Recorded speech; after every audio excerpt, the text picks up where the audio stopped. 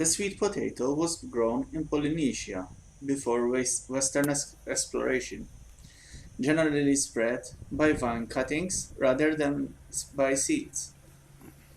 The plant does not tolerate frost. It grows best at an average temperature of 24 degrees Celsius, with abundant sunshine and warm nights. Frequent waterings are a must. The crop is sensitive to drought, mostly when the tubers are forming around 50 to 60 days after planting, and it is not tolerant to waterlogging, as it may cause tuber rotting. Depending on the cultivar and conditions, tuberous roots mature in 2 to 9 months.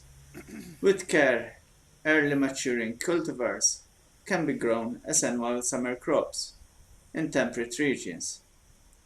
They are mostly propagated by a stem or root cuttings, or by adventitious shoots, called slips, that grow out from the tuberous roots during storage. Because they are sown by vine cuttings rather than seeds, sweet potatoes are relatively easy to plant, as rapidly growing vines shade out the weeds. Little weeding is needed.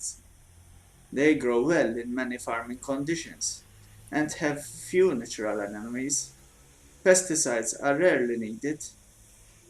Sweet potato cuttings can be used in aquariums, as they can live on ammonia and nitrates from the fish waste, and therefore purifying the water. The starchy tuberous roots of the sweet potato are by far the most important product of the plant, although the leaves and shoots are also edible. In some tropical areas, they are a staple food crop. The tuber is often cooked before consumption, as this increases its nutrition and digestibility. Although the American colonists in the southeast ate raw sweet potatoes as a staple food.